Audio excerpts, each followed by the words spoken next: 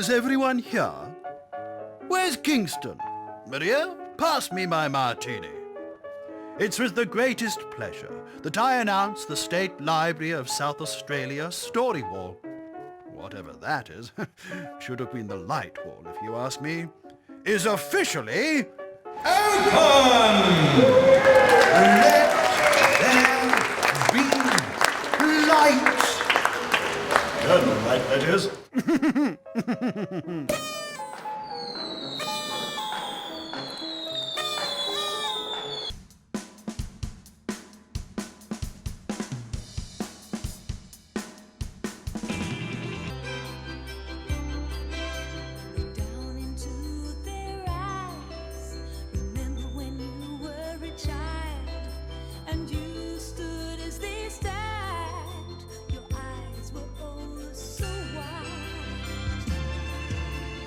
Over the decades, so many little girls have longed to ride as a fairy on the back of Nimble, the big white rocking horse, or Nipper, the little brown pony. Nipper was originally a small brown rocking horse standing just over a metre tall, who stood in John Martin's Magic Cave from 1926 to the 1940s. Over the years, hundreds of small children sat upon his back. He'd begun life as a toy rocking horse in Germany and may have been a gift to one of the Hayward children from his grandparents after a trip overseas.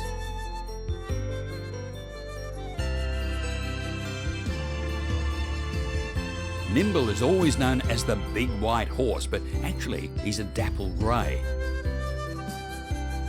Peep show books for children were first produced in the 19th century by the London firm of S&J Fuller to commemorate landmark events.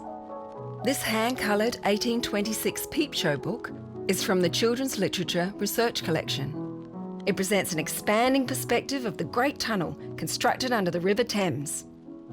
Books in this format later became known as tunnel books because of this first object. The Story Wall is the latest place for the State Library to share our stories with you. We're taking our collections to you, bringing the stories alive. We have some favourite stories, some unique collections, and some fascinating insights into what it means to be South Australian. And we'll share them with you.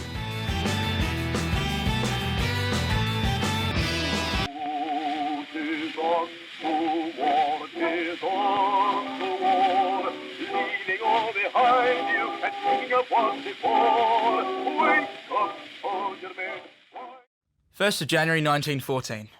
Left Peterhead for Port Pirie at 6:30 a.m. Arrived in Pirie at 4 o'clock p.m. 2nd of January. Made a start for the new year at 7:30 a.m. Knocked off at 5 o'clock after a very easy day's work. Got into bed at 9:30. 20th of January. Still very dusty. The Governor, Sir Dayhort Basanke, visited here today. The people nearly went mad. Would have it he was some extraordinary person the way they worship this class. 29th of January. Things look very black. Every prospect of some being put off this week.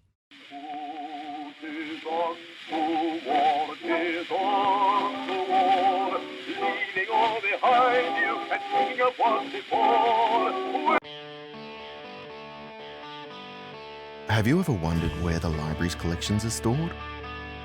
Storage is imperative to the long-term safekeeping of the collections, and in the basement you'll find 55 kilometres of storage shelves or compactors that hold the majority of the collections on site.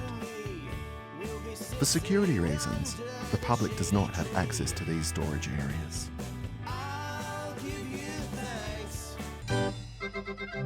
Generations of South Australians know about Nellie the elephant, who featured in 17 pageants from 1950.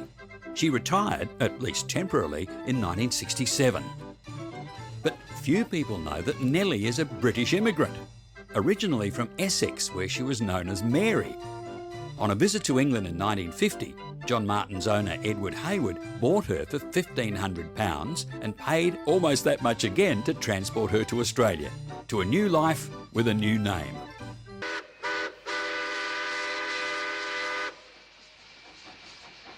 Have you heard the story of Bob the railway dog? Bob lived long ago.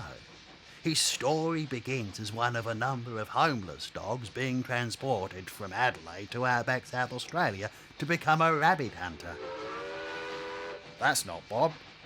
Saved from this destiny by Bill Ferry, Bob the railway dog became one of the wonders of his time by travelling all over South Australia, as far as Melbourne, Sydney and Brisbane, always travelling by train and finding a welcome meal and a sleeping place with the train driver and his family.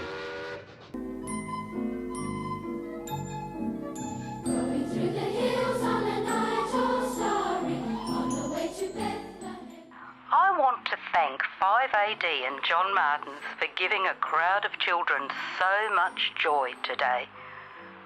My husband and I invited about 15 kiddies from the neighbourhood, and some came miles on their horses to us.